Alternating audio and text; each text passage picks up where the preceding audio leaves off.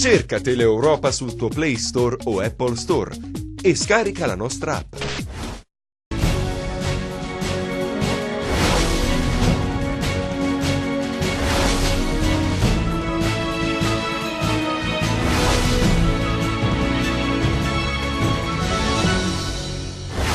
Il presidente della regione Mario Oliverio, indagato per abuso d'ufficio nell'ambito di un'inchiesta della procura di Catanzaro su Calabria Verde, il governatore estraneo ai fatti. Frana una condotta dell'Abate Marco a Malvito, investita abitazione, ferito il proprietario, rubinetti a secco in 25 comuni del Cosentino. L'autosbanda, muore un bimbo di 3 anni, la tragedia si è consumata ieri sera lungo la statale 18 tra Paola e Fuscaldo. Drammatica conferenza stampa di Rosaria Scarfulla, mamma di Matteo Vinci, ucciso con un'autobomba all'Imbadi. Ai giornalisti ha detto: combatto da sola questa battaglia. Salgono a 9 le bandiere blu assegnate alla Calabria, 2 nuovi ingressi e riguardano Tortora e Sellia Marina, riconoscimento per la Darsena del porto di Cetraro. Funziona la task force voluta dal prefetto di Reggio per combattere il fenomeno delle vacche sacre, sale a 40 il numero degli animali abbattuti e catturati. Il Cosenza batte il Trapani al Marulla per 4-2 e consolida il quinto posto in classifica. Il Rende, sconfitto a Catania per 6-1, si piazza all'8° posto. Entrambe le compagini accedono ai play-off che cominceranno venerdì 11. Ben ritrovati dalla redazione del TG10, lo avete sentito anche dai nostri titoli: abuso d'ufficio e l'accusa ipotizzata dalla Procura della Repubblica di Catanzaro nei confronti del Presidente della Regione Mario Oliverio, che ha ricevuto l'avviso di conclusione indagini dalla Guardia di Finanza. Il Presidente della Regione, che ha reso noto di aver ricevuto appunto questo avviso di conclusione indagine, si dice estraneo ai fatti, ma sentiamo i particolari nel servizio. Il comunicato stampa del Presidente della Regione Mario Oliverio arriva nel primo pomeriggio in redazione. Lo stesso governatore a dare la notizia: sono indagato, fa sapere, per abuso d'ufficio nell'ambito dell'inchiesta della Procura della Repubblica di Catanzaro su Calabria Verde, l'ente in-house della Regione riguardante il distacco di un dipendente. Nella nota Oliverio precisa che si tratta del signor Giuseppe Barillaro, dipendente del comune di Francica nel Vibonese. È stata la Guardia di Finanza a notificare l'avviso di chiusura indagini e la contestuale informazione di garanzia al Presidente. Considerandomi estraneo ai fatti, conclude il governatore, confido di chiarire quanto prima la mia posizione nelle sedi competenti. Ma chi è il dipendente a cui è stato prorogato il distacco a Calabria Verde, vicenda per la quale Oliverio è indagato? Giuseppe Barillaro oggi è sindaco di Acquaro nel Vibonese, anche lui è indagato nella stessa inchiesta insieme ad altre 4 persone. Secondo la Procura di Catanzaro, il trasferimento avvenuto nel 2014, quando la regione era guidata da una giunta di centrodestra, e prorogato nel 2015, sarebbe avvenuto senza che ve ne fossero i presupposti formali. Sarebbe stato invece, sempre secondo l'ipotesi accusatoria, un atto funzionale alle alleanze politiche e al bacino elettorale dell'area del Vibonese. Tragedia sfiorata nel pomeriggio a Malvito. Siamo in provincia di Cosenza, in quanto si è verificata una frana della condotta dell'Abate Marco che ha investito un'abitazione. È stato ferito il proprietario. Vediamo. Abitazione investita dal fango a Malvito, in provincia di Cosenza, dove la rottura della condotta dell'acquedotto Abate Marco ha causato uno smottamento di fango e detriti che ha investito la casa, ferendo il proprietario, che è stato trasportato in ospedale a Castrovillari. Le condizioni dell'uomo, Mario Refice, di 72 anni, non sono gravi, ha riportato escoriazioni e contusioni. Il 72enne si trovava nel proprio garage quando il il fango e i detriti hanno distrutto le pareti e l'hanno travolto. Nella zona si trovano altre 4 abitazioni per le quali il sindaco di Malvito ha disposto l'ordinanza di sgombero. Sul posto presenti le squadre della Sorical, la società mista a maggioranza pubblica che gestisce la rete di distribuzione idrica, i vigili del fuoco, una pattuglia dei carabinieri, il primo cittadino di Malvito Pietro Amatuzzi e il commissario della Sorical Luigi Incarnato.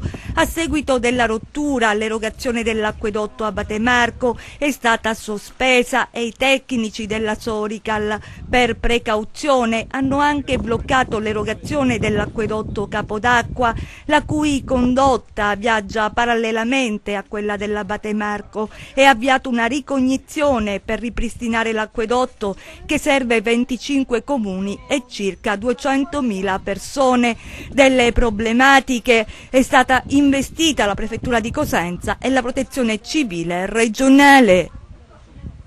Restiamo nel Cosentino a Paola, tragedia dopo il Luna Park. Nella notte nella città del Tirreno Cosentino l'auto su cui viaggiavano padre e figlio impatta contro il guardrail nel quartiere Sant'Agata. Il bimbo di 3 anni sbalzato fuori dall'abitacolo è morto in ospedale dopo essere stato immediatamente soccorso.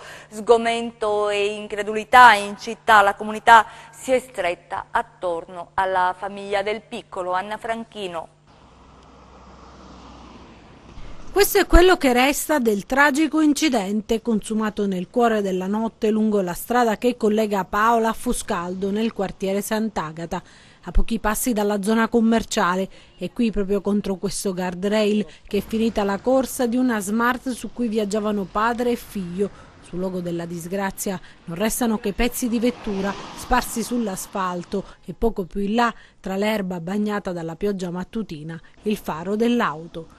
Questo è il luogo dell'incidente in cui ha perso la vita Marco, questo è il nome del piccolo di soli 3 anni che è stato sbalzato fuori dall'abitacolo e nonostante la corsa, forse nata verso il vicino pronto soccorso di Paola, per lui non c'è stato nulla da fare.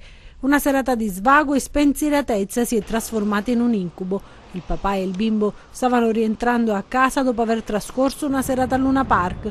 Poi il tragico incidente su cui indagano le forze dell'ordine intervenute sul posto. Sono infatti in corso di accertamento le cause dell'impatto costato la vita al piccolo Marco. Il suo corpicino è stato sbalzato al di fuori del mezzo su cui viaggiava insieme al papà, che è rimasto illeso. Nei momenti concitati successivi all'incidente, con i familiari del piccolo accorsi sul luogo del tragico impatto e la corsa verso il vicino nosocomio, sembrerebbe che all'ospedale San Francesco si siano vissuti momenti di tensione. Quello che resta nelle ore successive è tanto dolore e sgomento. All'ospedale di Paola parenti e amici si sono stretti attorno alla famiglia per far sentire l'affetto e la vicinanza e non abbandonare in un momento di estrema sofferenza la coppia colpita da questa tragedia.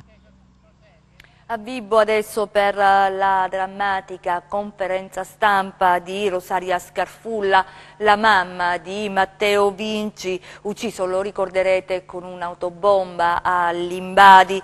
Ai giornalisti la donna ha detto: combatto da sola questa battaglia. Vediamo.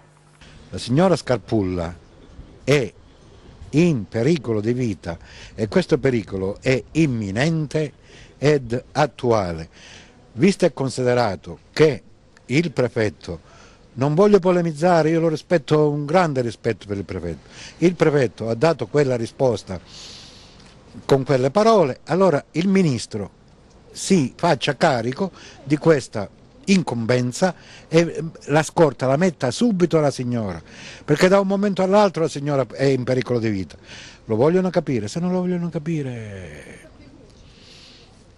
faremo un altro funerale. Preoccupato, assillato da questa situazione, Giuseppe De Pace, legale della famiglia Vinci, ha convocato una conferenza stampa, ospitato insieme alla signora Rosaria Scarpulla dalla Confcommercio Vibonese, per denunciare questa situazione di rischio.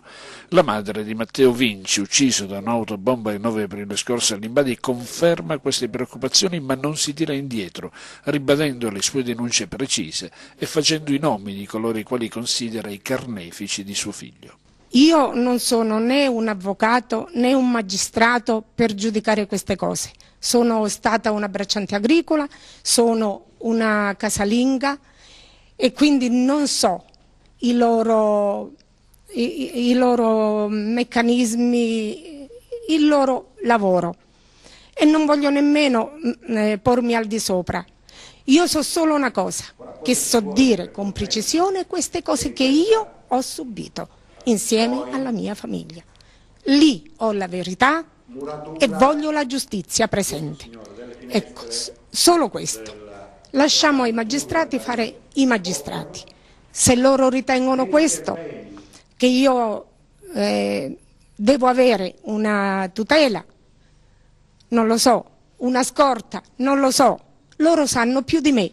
Ecco perché sono preposti, per proteggerci. Se lo fanno, tanto io sono sicura che ancora la strage non è finita, perché il loro obiettivo era tutta la mia casata. Lei è sola quando va in quelle terre? Sono sola, la notte sono sola, dormo da sola, quindi sono sola a combattere la mia battaglia.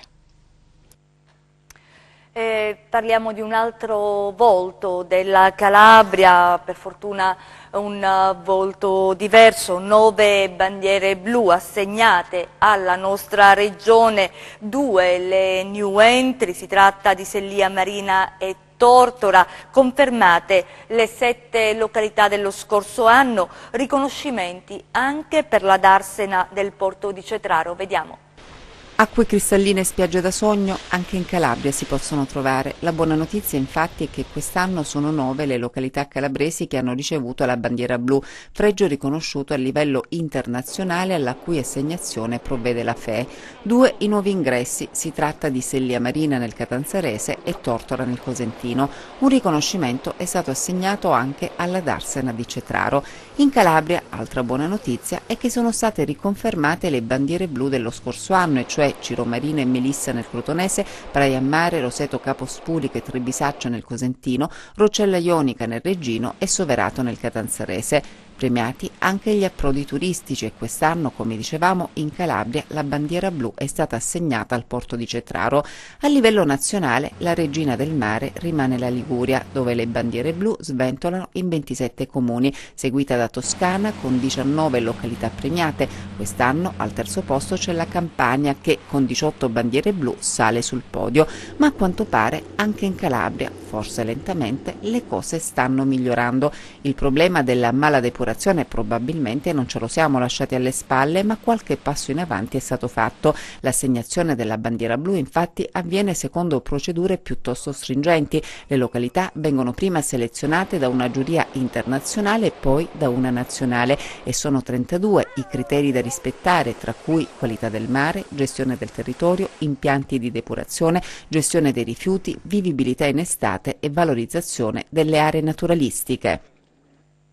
Presentata la Startup Calabria, in 10 anni ben 600 le idee di impresa, l'iniziativa presentata a Catanzaro alla cittadella regionale, vediamo. 10ª edizione della Startup Calabria presentata alla cittadella regionale, la Business Plan Competition promossa dalla Regione attraverso Fincalabra e Calabria Innova e dalle Università della Calabria, Magna Grecia e Mediterranea per selezionare idee di impresa innovative proposte da studenti, laureati, ricercatori, docenti e neoimprenditori calabresi. Più di 600 le idee di impresa innovative su tutto il territorio presentate nel corso del tempo. La Startup è un momento iniziale, un momento in cui si individuano le idee di impresa ad alto contenuto tecnologico, poi si tratta di fare in modo che queste idee si traducano in impresa. Quali sono i numeri? Noi in 10 anni la Startup ha incontrato circa 600 idee di impresa.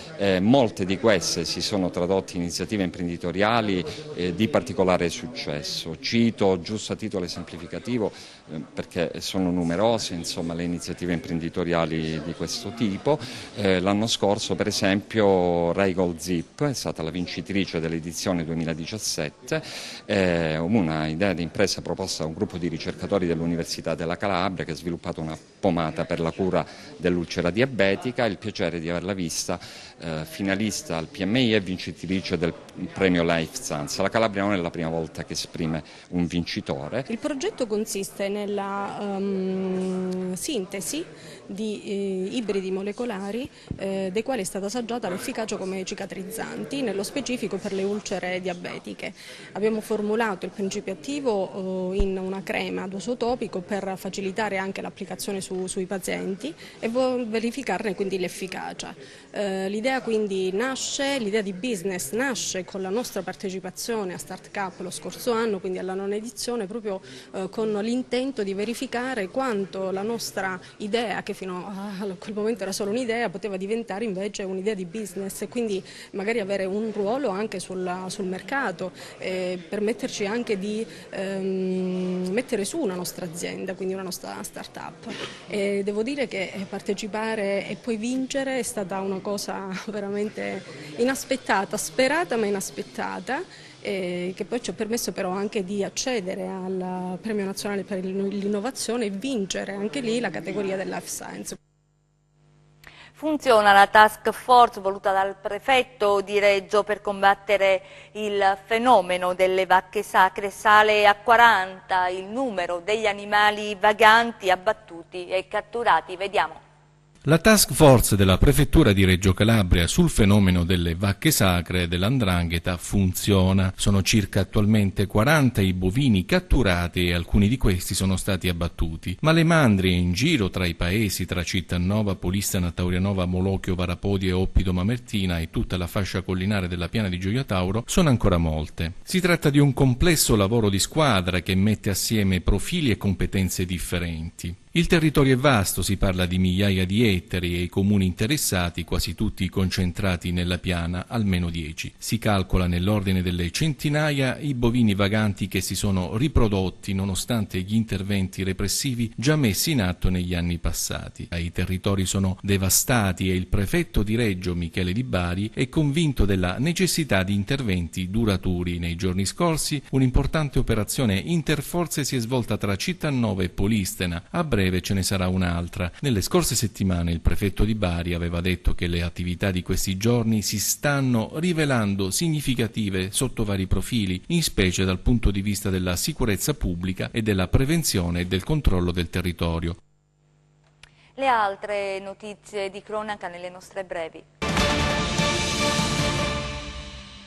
Smantellato traffico di droga tra la Svizzera e la Calabria, l'operazione denominata Santa Cruz è stata condotta dalla Polizia di Verbania. 13 le ordinanze di custodia cautelare e la rete operava tra la Calabria, Milano, l'Ossola e il Canton Vallese. Stavano tentando di entrare in un'abitazione per compiere un furto. 3 persone sono state arrestate e poste domiciliari dai carabinieri a Isola Caporizzuto, nel Crotonese. I militari, nel corso di un servizio finalizzato alla prevenzione e al contrasto dei reati contro il patrimonio, hanno sorpreso i 3 mentre cercavano di introdursi in un appartamento al momento disabitato. Alla vista dei militari hanno tentato la fuga a bordo di un'automobile, ma sono stati bloccati. Dolore e sconcerto a Paola dopo la morte di un bimbo di 3 mesi e mezzo soffocato da un rigurgito. I genitori del bimbo, quando si sono accorti che il figlio non dava segni di vita, hanno chiamato il 118. Il personale medico e infermieristico giunto sul posto non ha potuto far altro che constatare il decesso del piccolo. Inganna 2 anziani ai quali riesce a rubare 1.000 euro. È accaduto a Longobucco, nel Cosentino. Un 45enne è stato arrestato e posto ai domiciliari dei carabinieri. Si era spacciato per un amico del figlio dell'anziana coppia. Era riuscito così a farsi aprire la porta di casa ed entrare nell'appartamento. Poi, grazie ad una strumentale richiesta di cambio di alcune banconote, era riuscito ad impossessarsi di 2 portafogli contenenti circa 1.000 euro.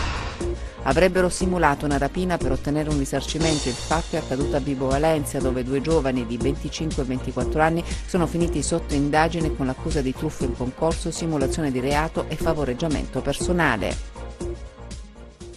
Nel prossimo servizio, le immagini che arrivano da Cosenza, la tradizionale processione del Santissimo Crocifisso alla quale hanno partecipato migliaia di fedeli. Vediamo. In migliaia anche quest'anno per la tradizionale processione del Santissimo Crocifisso che chiude i festeggiamenti religiosi, un momento molto atteso dai cosentini. La processione, che da tradizione si svolge il 3 maggio, era stata rinviata a domenica a causa maltempo. In cielo nessuna nuvola e così per le strade di Cosenza l'atteso corteo.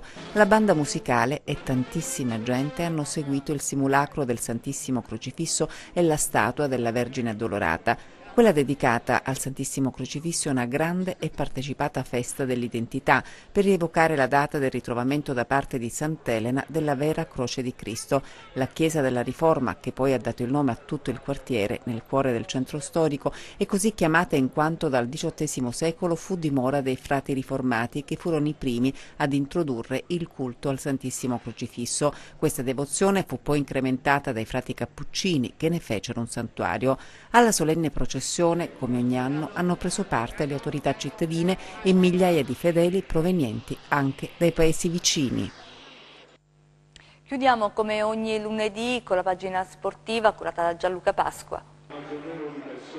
Una stagione iniziata male che non finisce qui per il Cosenza. I rossoblù rilanciano battendo per la terza volta tra Coppa e campionato il Trapani, relegandolo al terzo posto in classifica e tenendo per sé il quinto, utile per giocare in casa la prima fase dei playoff. Al Marulla venerdì arriverà la Sicula Leonzio e troverà i lupi di Piero Braglia finalmente in pace con il proprio prato dopo mesi di astinenza. Un successo netto, costruito nel primo tempo sulle basi solide poste dall'1-2 firmato da Gennaro Tutino, in collaborazione con Leonardo Perez per il gol del vantaggio, con un assolo inarrestabile in occasione del 2-0 incassato dai siciliani.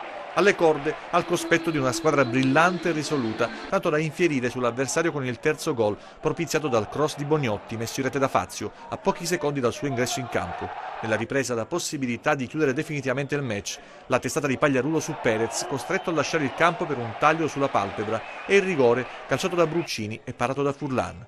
Poi il doppio break di Drudi, colpo di testa su corner prima e tocco in scivolata poi per ridurre le distanze e mettere paura al Cosenza, costretto a difendersi con le unghie di Saracco fino al terzo acuto di Gennaro Tutino, in fuga con Ochereche verso una vittoria meritata e prestigiosa. Io so come quello che può dare questa squadra, noi ora ci prepariamo bene e poi vediamo partita per partita quello che siamo capaci di fare. Io ho fiducia a loro. Questo l'ho sempre avuta, è una squadra che quando decide di giocare a calcio lo fa anche bene, dobbiamo essere un pochino più cattivi nel gestire il risultato, perché a volte, anche perché di questi tempi poi è facile accontentarsi, no? Hai vinto, ormai la ritieni chiusa la partita e poi così non è. Ogni tanto il Rende si dimentica di fare il Rende e fa arrabbiare Trocini, rovinandogli la domenica. È successo di nuovo a Catania e i biancorossi sono stati sommersi dai gol degli etnei, carichi e ringalluzziti dagli spiragli verso il secondo posto, aperti dalle notizie provenienti dal Marulla. Di Mazzarani e Russotto le reti siglate nel primo tempo, poi la doppietta del croato Brodic nella ripresa, l'autogol di Bucolo per la bandiera biancorossa e gli altri sigilli di Rizzo e De Grazia per il definitivo e pesante 6-1 che penalizza la squadra di Trocini, costringendola a giocare al Pinto di Caserta il primo turno playoff.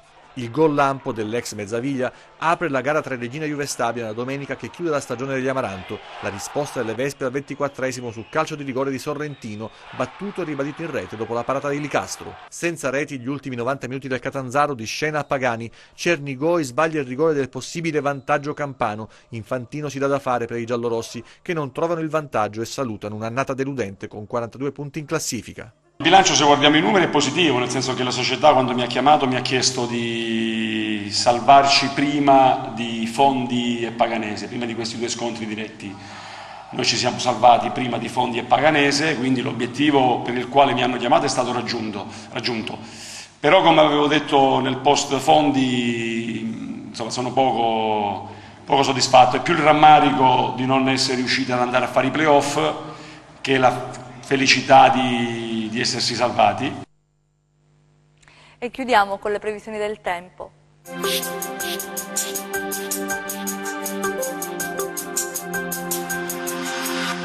Benvenuti nello spazio delle previsioni del tempo a cura dello staff di Meteo in Calabria. La stagnazione di aria più fredda in quota sulla penisola favorirà nell'inizio di questa settimana e per i prossimi giorni a venire ancora dell'instabilità residua. Proprio la nostra penisola si trova all'interno di una sorta di territorio franco-barico, stretto tra una fascia depressionaria a nord e una vasta lingua di aria calda di origine africana a sud. Andiamo ora a vedere le previsioni in dettaglio per la nostra regione nelle prossime 48 ore. Martedì i rovesci colpiranno in particolar modo l'altopiano silano, con possibile estensione dei fenomeni su medio-alto crotonese. Possibili deboli piogge anche su Pollino, Serre e Aspromonte. Cieli parzialmente nuvolosi si avranno sul Cosentino, altrove invece risulteranno sereni o poco nuvolosi. Diamo ora invece uno sguardo al comportamento dei mari e dei venti. Martedì avremo venti deboli di direzione variabile dai quadranti occidentali, con mari quasi calmi o poco mossi. Bene, prima di salutarci vi rinnovo l'invito a consultare il nostro portale online all'indirizzo www.metoincalabria.it, nonché alla nostra pagina Facebook all'indirizzo facebook.com/metoincalabria. Bene, anche per oggi è tutto, arrivederci al prossimo appuntamento. Ci fermiamo qui, grazie per essere stati con noi, grazie regia Michele Cava, in messa in onda Giuseppe Costanzo, noi vi auguriamo un buon proseguimento.